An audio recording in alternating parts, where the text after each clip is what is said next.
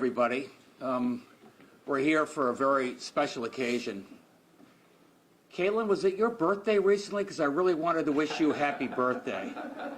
Happy birthday. I wish I was your age. It's also an anniversary of sorts because it was a year and a half ago that I tasked Ryan Drazowitz. And I said, I think we got to start thinking about a transition. And I'd like you to lead that transition effort for us. I want to make sure we have an administration that's diverse, not just in terms of race and gender, but in terms of talents. People from the public sector, people from the private sector, folks from inside the Hartford ecosystem and outside the Hartford ecosystem. And Ryan put together an incredible team that's leading the state every day and making a difference. Along the way, I said, I think I probably could use a chief of staff, Ryan. He said, well, thank you, Gov, but I've already got a job. And I said, please, give us a year. I need a year. And he said he'd give us a year. And he gave us a year plus some. And I just want you to know that as chief of staff, he's been my friend. He's been my compadre. He talks me off the ledge when I ought to be talked off the ledge. He comes with me into battle when it's time for battle. And I love working with this man every day. But he's told me it's time for him to head back to the private sector. And that's what he means to do, but he won't be going far. He's going to be staying in close contact with each and every one of us. And along the way, as we were putting together this administration, I think I told you I like the mix of the public and the private. So to complement Ryan, who comes out of the private sector, although he has some Chris Dodd credentials, I wanted somebody who knew this building, and that was Paul Mounds. You know, Paul, as you all know, he knows the building, and the building knows him. And if I learned one thing, this is a building that really runs on relationships.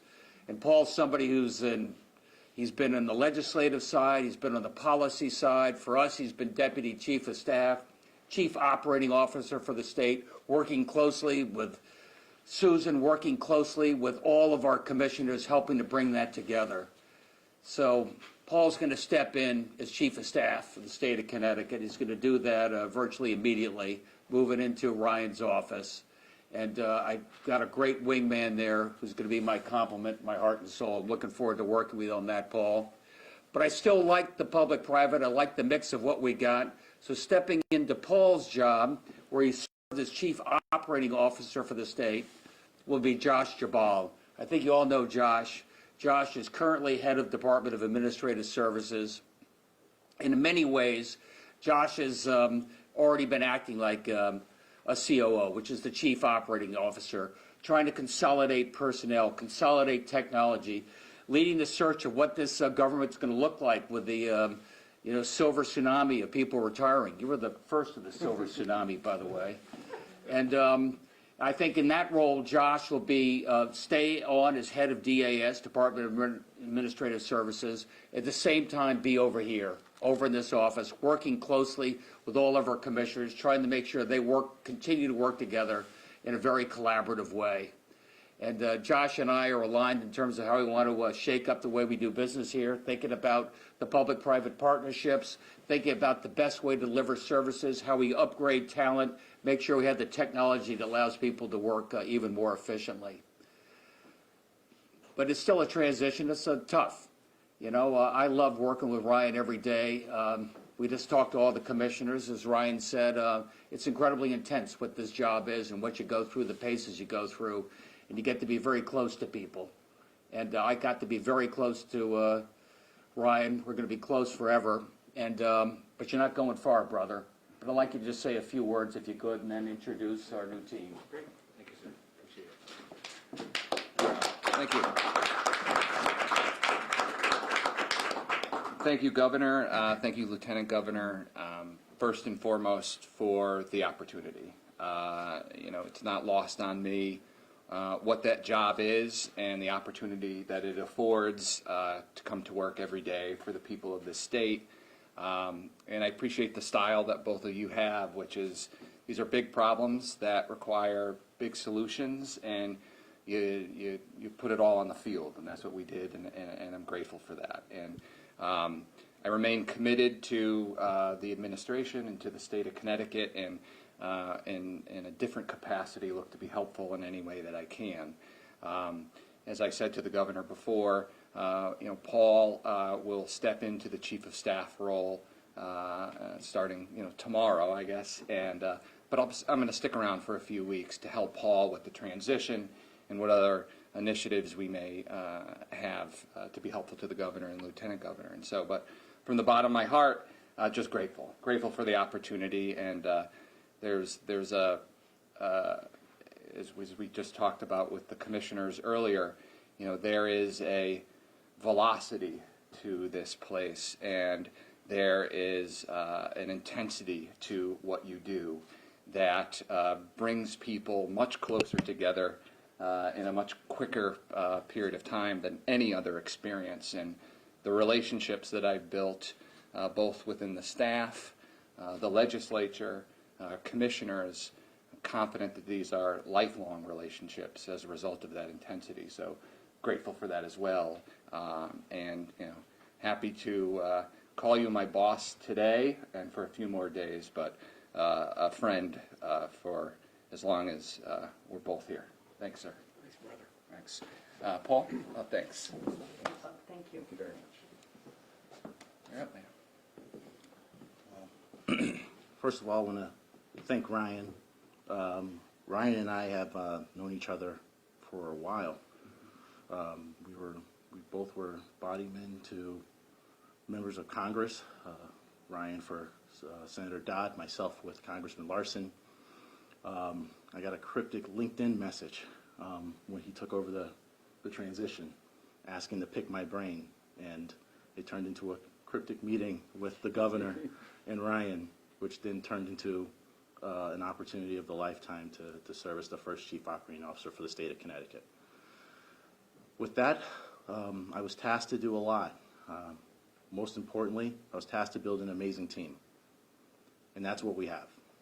I'm a person who is a product of government. I'm a product of philanthropy. I'm a child of Hartford, Connecticut, raised in East Hartford. I've been a kid who was given opportunities to thrive, and I took advantage of. But there's a lot of people along the way that allowed me to get to the various steps in my life. I first stepped in this building as a 19-year-old rising sophomore as an intern for Melody Curry. And so I spent a lot of days and nights here, whether through college, whether through my professional life. So there's so much more that we can do, and there's so much we can do as a great team. So I am honored, Governor, for you bestowing me the honor to be the Chief of Staff. I'm honored to be a member of this amazing team and lead this amazing team. But most importantly, I'm honored to serve the state of Connecticut. So with that, I'm usually the guy who likes to be in the background. That's going to change. But more importantly, we've done a lot over the past year. We have so much more left to do. So with that, I'm going to pass it off to my teammate, who I helped convince to take the DAS job. I was a hell of a recruiter, Josh Dubal.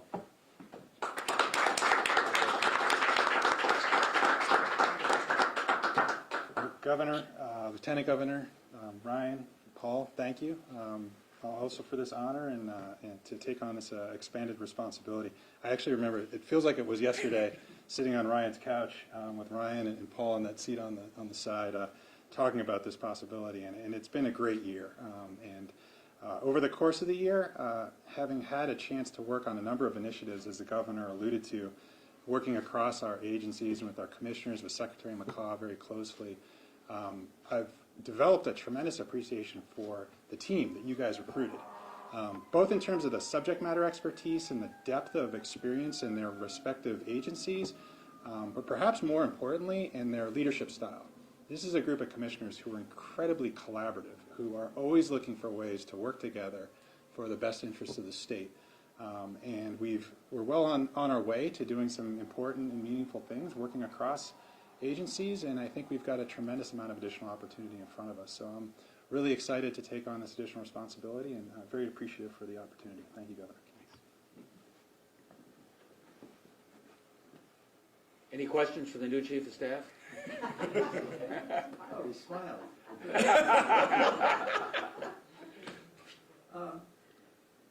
It's unusual to have a commissioner have another job. Is there something about chief operating officer that you or Paul or Ryan or whomever decided that this is a job that's good to have line responsibilities as well? To sort of give some added heft to this new and still being defined job?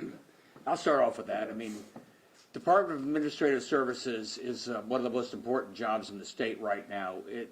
Everybody's got their vertical silo. As Ryan likes to say, DAS is horizontal. It ties together all the different departments. So from my point of view, this is just what Josh has been doing over the last year plus, making sure that these groups don't work as silos, work together, collaborate in different clusters, sort of like what we do in the private sector. So what was meaningful to me is to give him now the COO title as well, because I think it's very complementary to exactly what he's doing at DAS. Because we've got a big change coming to the state government over the next 3 or 4 years, a change that we want to do, but a change that's also being forced upon us with the wave of retirements.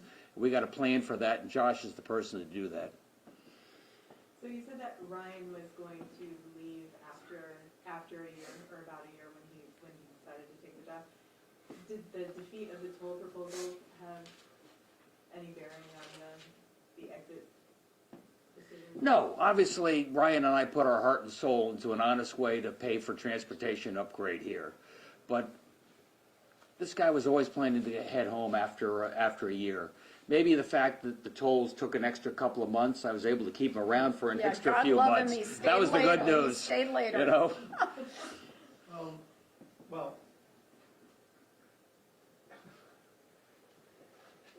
is Commissioner Jabal going to be getting any more money for assuming 2 jobs now? I mean, in the news industry, we might call that a lateral move, which might not necessarily involve a bump in pay, but this is government, and so will there be a pay raise in store?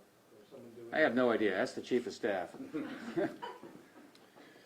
They'll be doing it at the same rate as he currently is. It's very similar to Commissioner Lehman, who also serves as the role of Commissioner of DECD and basically serve as the chief economic advisor to the governor.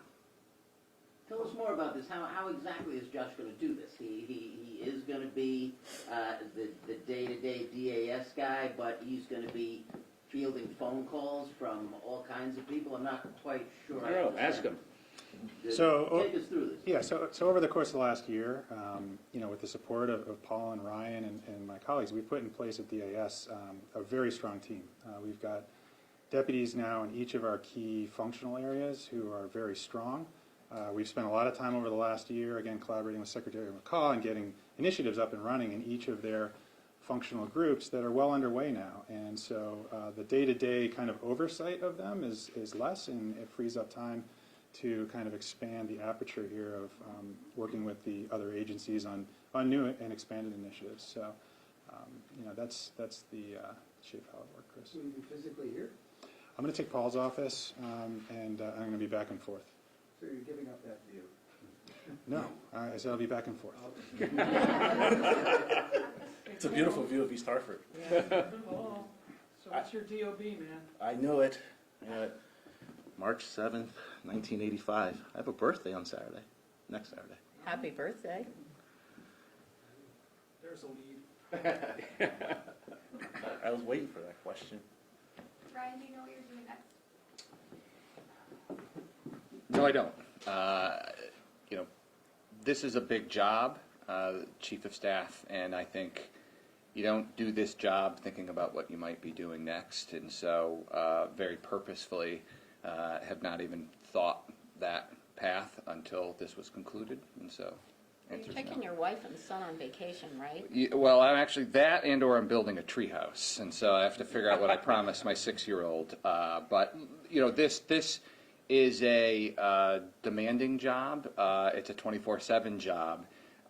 For me, there's a large commute on either end of that, and so that impacted that. So first thing on the docket is I'm going to put my 6-year-old on the bus and be there when he gets off, and then I'm going to take it from there. Looking back, what do you think were some of the accomplishments that you're most proud of, and what are some of your disappointments? Sure. Well, I think first and foremost, I think Paul touched upon this, is the team that we assembled, both at the commissioner level as well as within the office of the governor. We really deliberately took the time, I think, going back to the transition, where the governor said, and Lieutenant Governor, look, we want to rethink state government and think about it differently. And so I spent a lot of time meeting with every agency then to figure out what was working, what was not, what would they want to do differently. And that was a process which led to the creation of the COO function in the office of the governor from a lot of what we were hearing from those agencies. And so pulling together that team through that process was great. And I think that the breadth and depth of our commissioners from a subject matter expertise perspective and diversity is historic. And so I think that's like the number one thing that I would be most proud of. Number of different things with respect to the budget and the challenges that came into play, working with the governor and, of course, Secretary McCall leading that charge is a big accomplishment and a hurdle with respect to what was in front of us. Looking at things like the Governor's Workforce Council is a big piece as well. And then I also think that one of the challenges that we heard early on in the transition was a disconnect from government and the business community.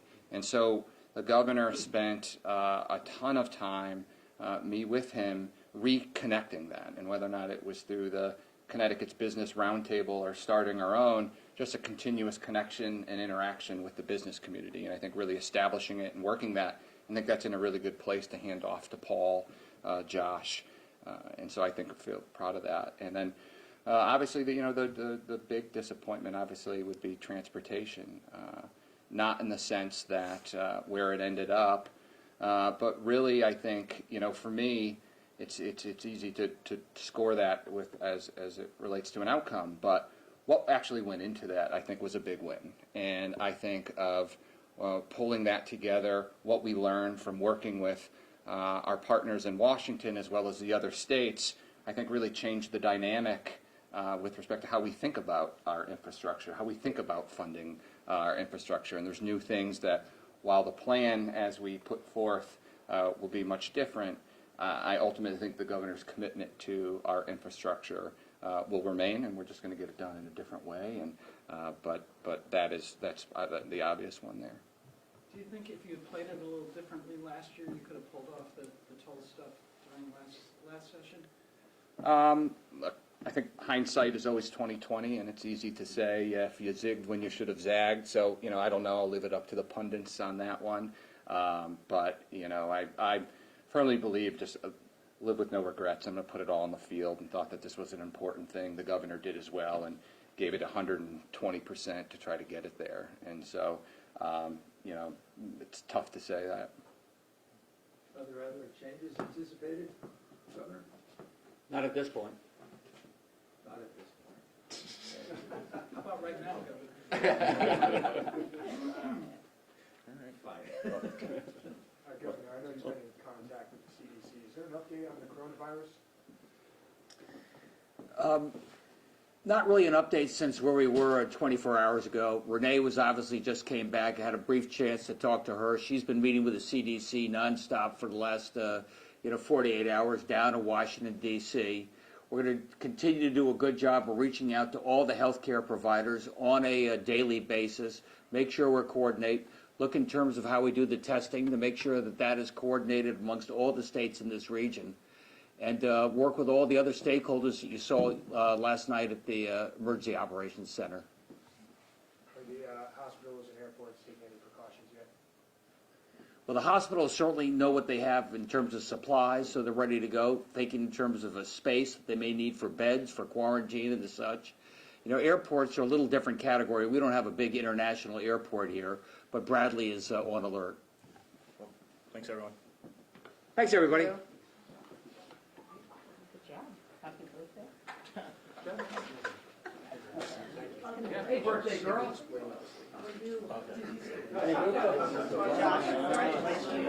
Congratulations.